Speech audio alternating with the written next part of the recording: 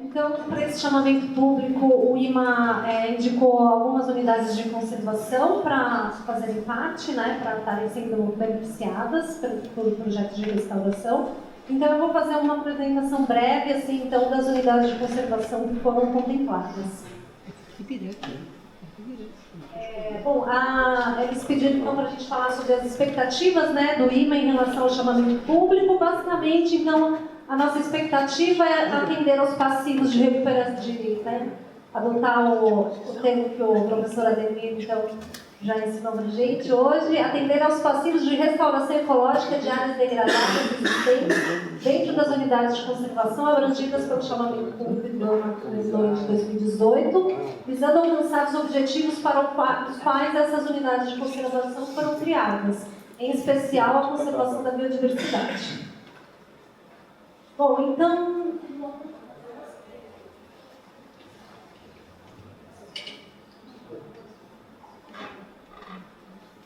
Então, dentre as 10 unidades de conservação de proteção integral administradas pelo IMA, foram contemplados, então, o Parque Estadual Rio Canoas, o Parque Estadual da Serra Furada e a Reserva Biológica Estadual do Sassafrás.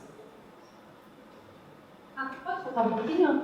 Então, o Parque Estadual do Rio Canoas está nesse grupo territorial 2, Passos Maia. O Parque Estadual da Serra Furada no grupo territorial 3, Curitibanos, e a Reserva Biológica de Sassafrás no grupo territorial do Porpedrino.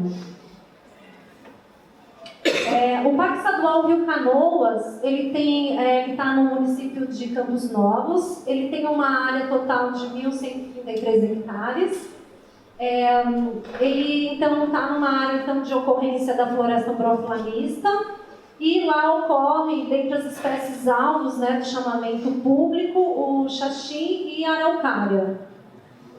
No plano de manejo dessa unidade de conservação, a gente tem, então, 91,3 hectares zoneados, né, como zona de recuperação, e o chamamento público, então, abrangeu 88,3 hectares dentro dessa área de zona de recuperação. A situação fundiária dessas áreas de recuperação como de toda a unidade de conservação, é totalmente regularizada.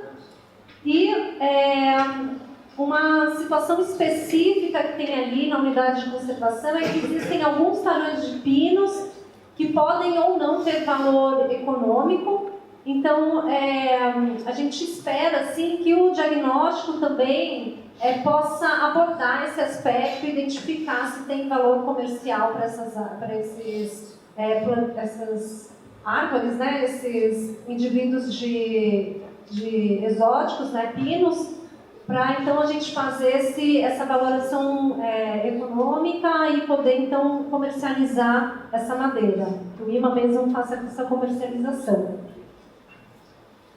Então, aqui é o mapa da unidade de conservação, já com zoneamento.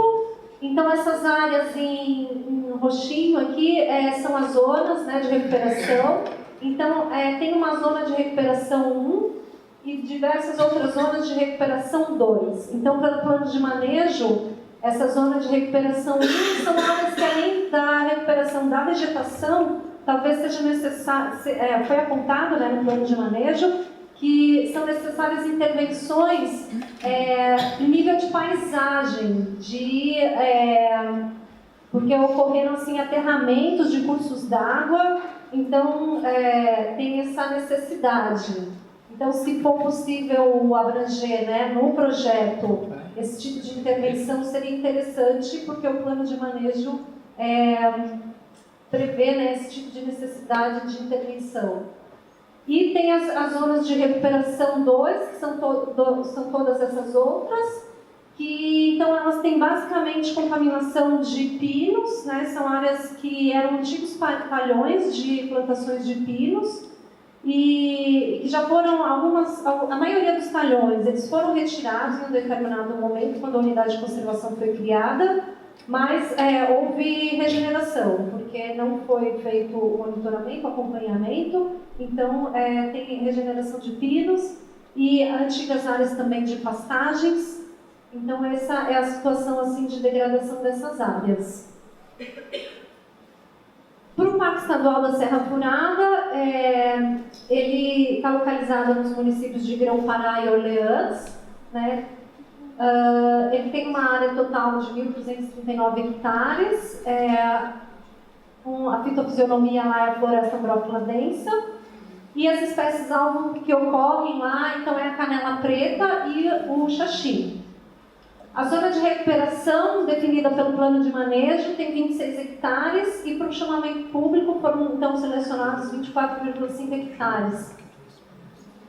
A situação fundiária é totalmente regularizada. Tá? E então, esse daqui os limites da unidade de conservação, e essas áreas em amarelinho são as zonas de recuperação. Então, pelo plano de manejo, essas zonas de recuperação são áreas assim, já em processo de regeneração natural, onde deverá ocorrer o enriquecimento através do plantio de espécies nativas e cercamento na porção norte em uma extensão de aproximadamente 2.000 metros de cerca.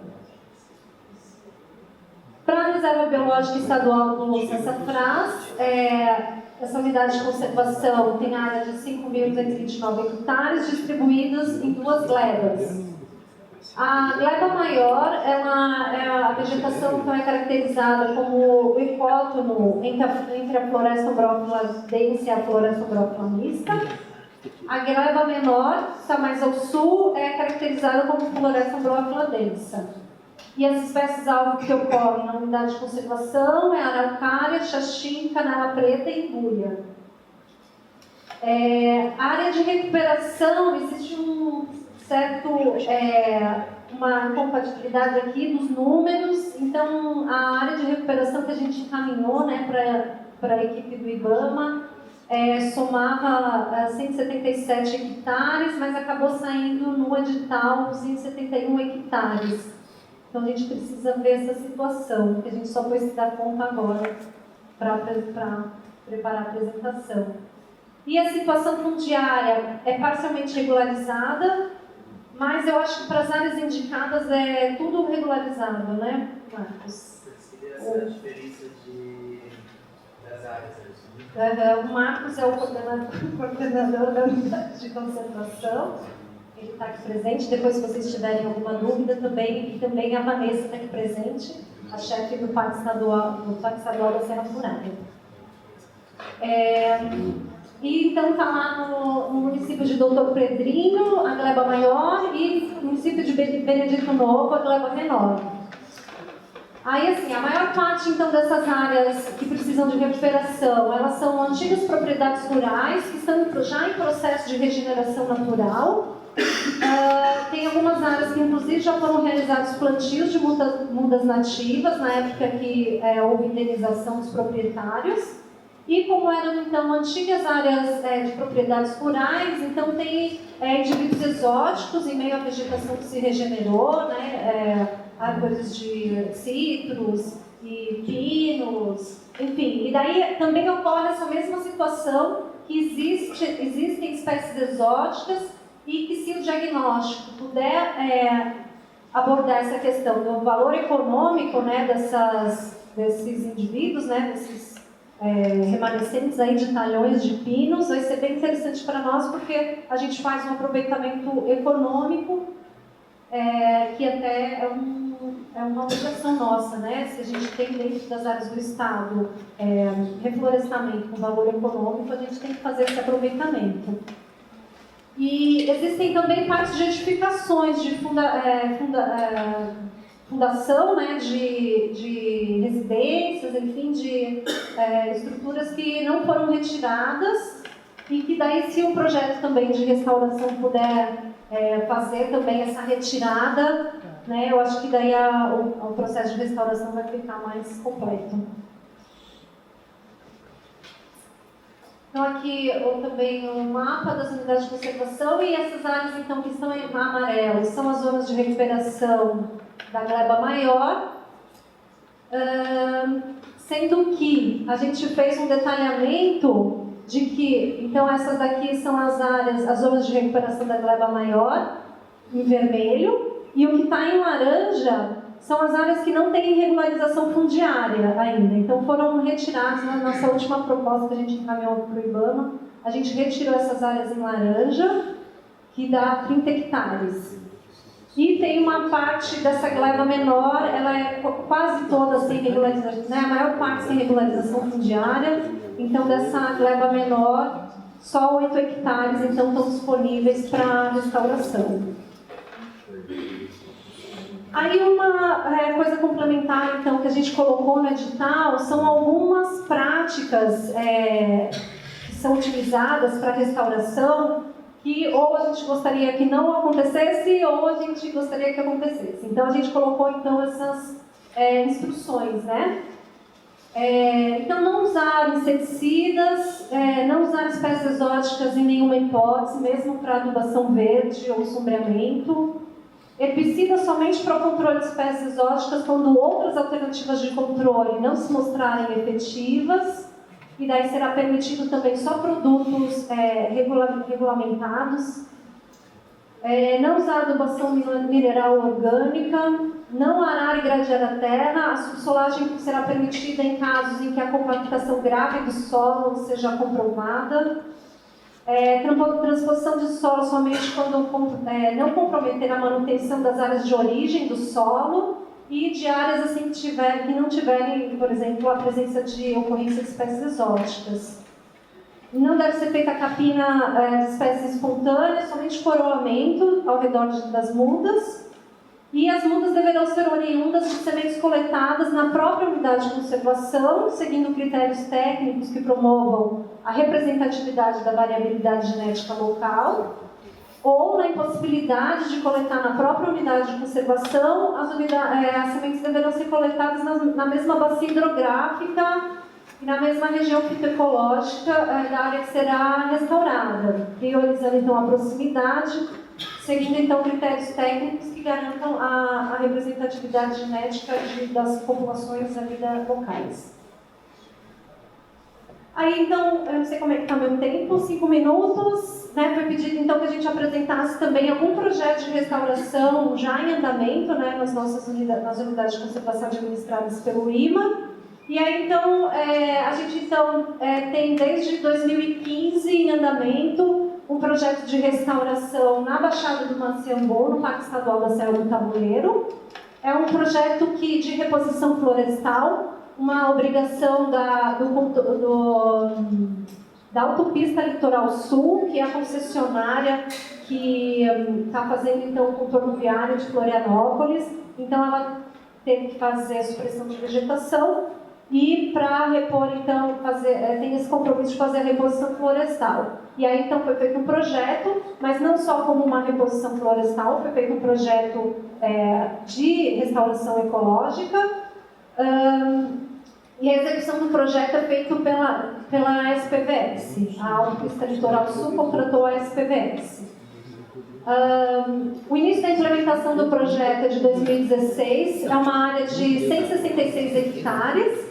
E o projeto começou com a retirada de pinos, né? Que tinha invasão de pinos nessa área. Então foi retirado todos os indivíduos adultos e regeneração de pinos. E foram então estabelecidos núcleos, foi feito um levantamento bastante detalhado da área, né? Porque a área já tinha vegetação nativa vindo. Foram então feitos a identificação de áreas propícias para receber núcleos de restauração. Nesses núcleos de módulos, né, de restauração, eles receberam então, acho que o próximo slide mostra, mais um slide. Então, os núcleos, né, de 50 por 50 metros, com puleiros feitos a partir do anelamento de pinos existente, galhadas, transposição de solos e núcleos de Anderson, né, 15 grupos de 9 metros quadrados, então onde foram plantadas mudas de sementes coletadas na própria unidade de conservação. Então, ali na Baixada do Manciambô mesmo, eles fizeram a demarcação das matrizes, respeitando o distanciamento, né, como o professor professor estava nos explicando, para manter então essa variabilidade genética. Pode voltar um pouquinho? Volta. Isso. Daí então aqui tem um pouco do trabalho. Então eles marcaram 251 matrizes de 38 espécies. Ali mesmo na Baixada do Maciambu, na área mais preservada, que eu acho que se livrou do incêndio. E daí então também aqui tem algumas fotos da retirada dos pinos. Então ao total foram cortados 10 mil pinos, anelados 105 indivíduos, formaram 215 núcleos de galharias, foram retiradas 22 mil mudas de pinos regenerantes, então no total foram aí tirados 32 mil pinos ali dessa região, 166 hectares ali da Baixada do Maciambu. Pode passar agora o último slide. E eles têm também então, uma proposta de monitoramento da área, que está ainda em execução. E se vocês podem observar aqui que os primeiros itens do monitoramento são os fatores degradantes. Então, fatores degradantes bióticos e fatores degradantes abióticos. Então, nos projetos de restauração é bastante importante isso, porque realmente um dos principais pontos para a gente possibilitar a regeneração natural é realmente afastar os fatores de impacto. Então aqui tem, por exemplo, o pastoreio, plantas invasoras, excesso de formigas cortadeiras e fatores degradantes abióticos, o fogo e os processos erosivos. E aí tem uma outra parte, então, do processo de monitoramento, que então eles fazem o monitoramento do resultado das técnicas de galharia, das técnicas de transposição de sementes, dos puleiros e da recuperação através do plantio de mudas. Então tem aqui os resultados observados em campo e a intervenção necessária, dependendo então dos resultados encontrados. Então seria isso. Ok? Estou à disposição em qualquer dúvida.